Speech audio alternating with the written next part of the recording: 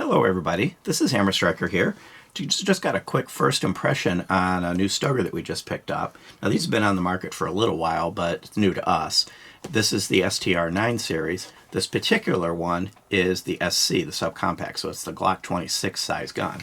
And these are kind of loosely based on the Glocks, and the model lineup is actually fairly wide.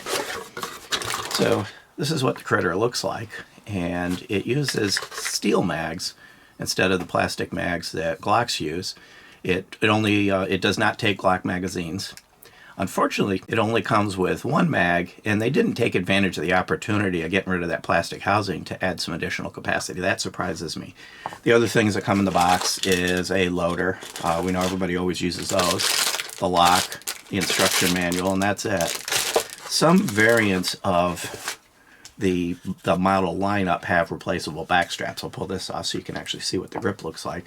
This particular one doesn't. It looks like it comes off, but I don't see that it does. But there are no back straps. Even if it does come off, there are no back straps in the box, so that you wouldn't be able to change them from the get-go. Kind of an interesting gun. The reason I picked this particular one is a local FFL had them on sale, and then there's a rebate going on right now. So by the time I was done with all that, I'm getting a Glock 26 type gun for under $200. So it was worth giving it a try. And as I mentioned, the line's been out for a while. There's a bunch of other models in the line, but I picked the SC. A couple things that they took care of that Glock kind of doesn't.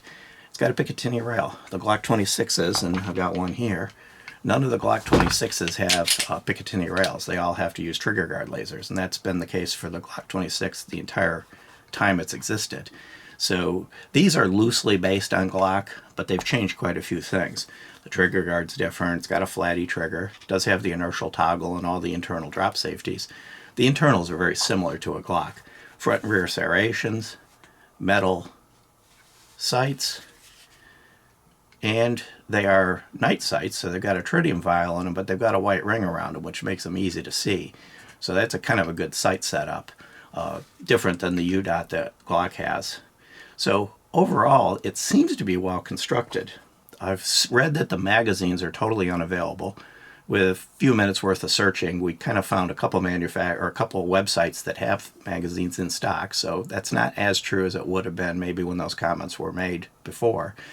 And the other thing that I'd read and seen is that there's no holsters for this, and that's not as true anymore. There's a couple major brands and a smaller brand or two that I saw that make holsters for this series. So some of the problems with adoption of it are going away. The magazines are still hard to get. Stoeger's website's kind of a mess. They've got 2 pages of magazines, and all but the 40 is out of stock, so I don't know when they'll have them available again. But they're out there. You can get magazines for it. So I'm looking forward to taking it to the range and checking it out.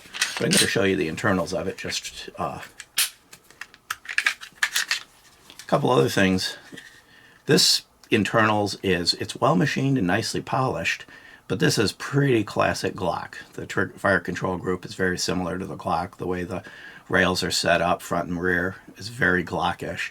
So you can tell this is at least based initially on the Glock. Has a metal guide rod, kind of a heavy metal guide rod, which is nice. It's one of the things people complain about with Glock is that it's plastic, and a very Glock-like barrel. And it has conventional rifling instead of the polygonal that's classic in a Glock. So you can run your lead reloads in it if you want to.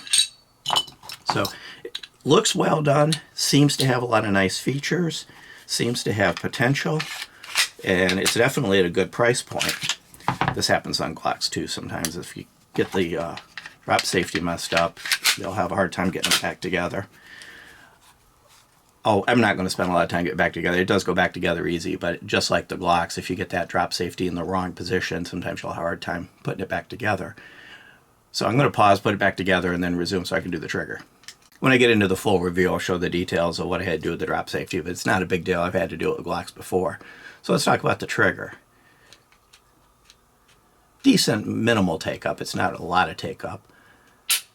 Kind of a very soft wall. It actually seems to be a nice trigger.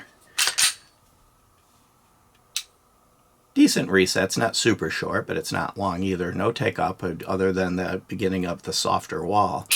and kind of a pull through a softer wall. I don't want to call it creep, but it's not a short, crisp wall. It's kind of more of a soft pull through, but overall it seems to be a nice trigger. So I'm suspecting that this trigger will help me do my job at the range and will work well. So I look forward to getting this at the range, getting it to give it a try. Now, because it comes with this pinky extender base plate, it's got a full, almost a full 3-finger grip. It does not come with a flush base plate in the box to change it if you don't like the pinky extenders. And you can see the metal guide rod on the end of it instead of the black that you typically see on a Glock. Overall, I think it's got potential. So look forward to the full review and check it out when we get it done. Beyond that, if you like our videos, please give us a thumbs up, share, subscribe, click that bell if you subscribe to get notified, and check us out on Facebook, Instagram, Player, Rumble. We're pretty much everywhere. Thank you.